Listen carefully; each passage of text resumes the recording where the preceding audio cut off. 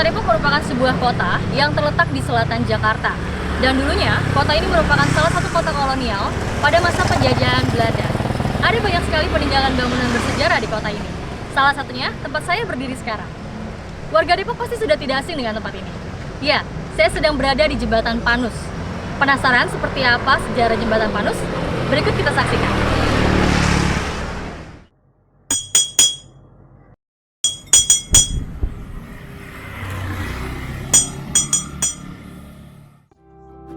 Jembatan Panus.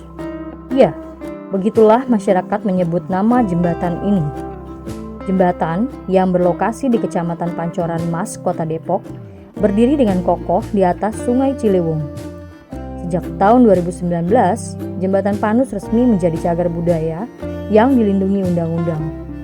Berdasarkan website cagarbudaya.kemendikbud.go.id, Jembatan Panus merupakan cagar budaya peringkat kota berjenis struktur dengan nomor registrasi nasional CB.1852.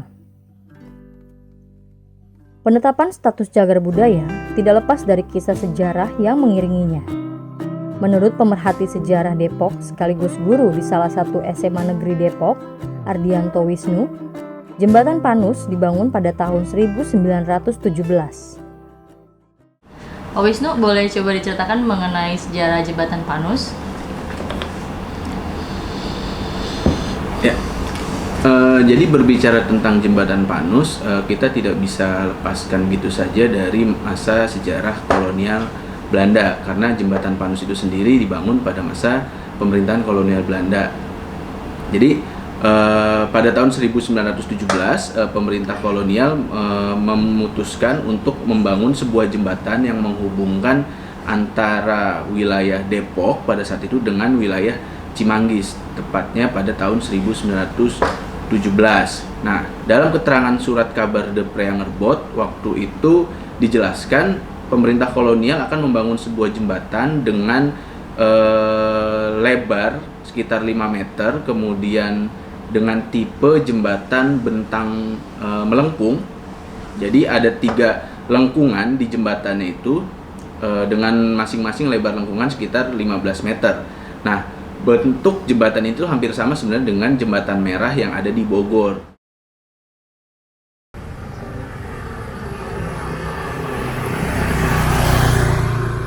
Jembatan Panus berhasil dibangun selama kurang lebih 2 tahun. Menurut laporan media massa pada saat itu, Batavia Nieuwsblad, pada tanggal 23 Desember 1919, Direktur Tenaga Kerja Regional atau Direktur der Gewestelijkwerken yang dijabat oleh O.J. Hakun menyatakan bahwa jembatan yang menghubungkan antara Depok dengan Cimanggis telah berhasil diselesaikan, sehingga jembatan ini bisa digunakan secepatnya oleh masyarakat pada saat itu. Pembangunan Jembatan Panus membutuhkan biaya yang cukup besar pada saat itu. Bahkan menurut laporan surat kabar The Preanger Boat pada tanggal 21 Mei 1917, di situ dikatakan bahwa pembangunan jembatan ini mencapai 35.600 gulden pada saat itu, yang sudah termasuk cukup besar pada masanya. Nah, kemudian pada masa pembangunannya, jembatan ini dikerjakan oleh tenaga kerja lokal, yaitu dari kalangan pribumi. Insinyur dari Jembatan Panus ini adalah seorang yang bernama Andre Lawrence, dan Lawrence ini merupakan salah satu dari 12 marga yang ada di kota Depok pada saat itu.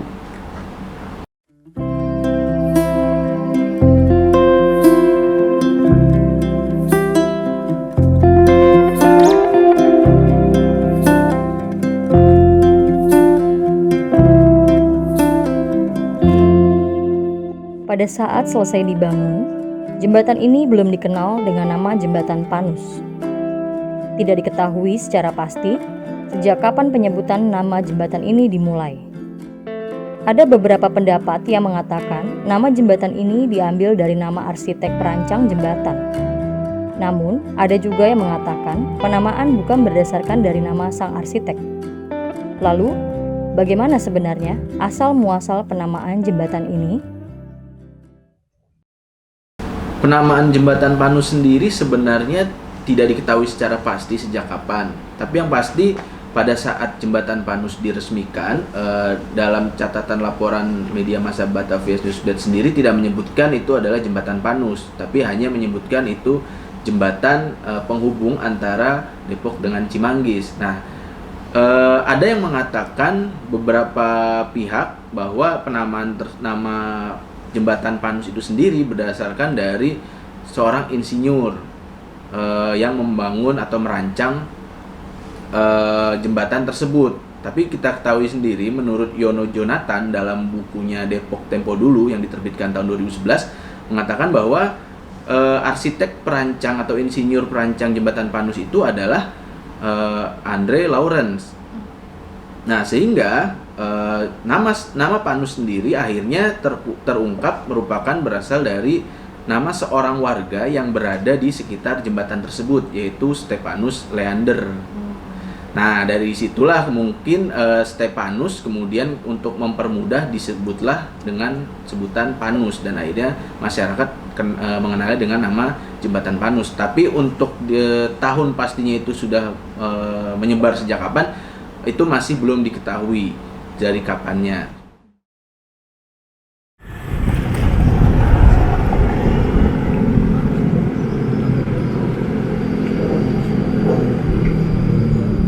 Fungsi vital jembatan Panus berangsur-angsur mulai berkurang sejak pertengahan periode 90-an, seiring dengan dibangunnya jembatan baru di sebelah selatan jembatan Panus. Sejak saat itu, praktis jembatan Panus hanya digunakan sebagai akses keluar masuk sebuah perumahan. Sebenarnya kalau dari segi struktur jembatannya, jembatan Panus tidak mengalami perubahan yang signifikan, paling hanya sekedar perawatan atau pengecatan ulang.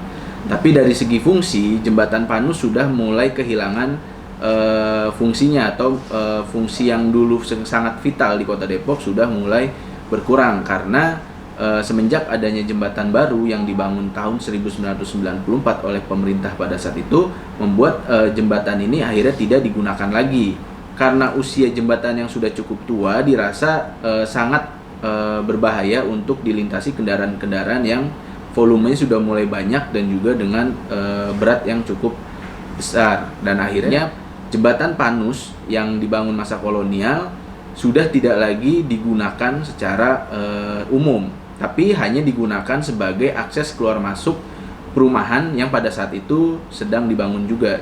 Uniknya, jembatan Panus pada saat ini itu tidak hanya untuk dilintasi oleh masyarakat atau pengendara, tapi juga dimanfaatkan sebagai pemantau debit air di Sungai Ciliwung. Jadi ketika ada banjir kiriman dari Bogor, ketika sampai di Depok, itu akan menjadi peringatan bagi daerah wilayah DKI Jakarta.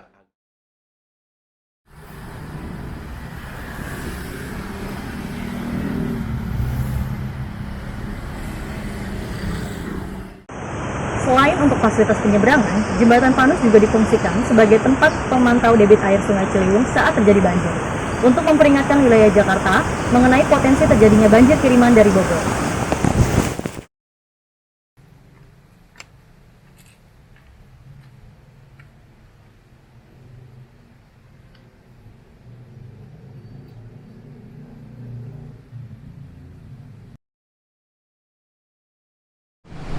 Sebagai kota yang kaya akan bangunan bersejarahnya, sudah semestinya seluruh elemen masyarakat Depok mengetahui dan melestarikan peninggalan tersebut.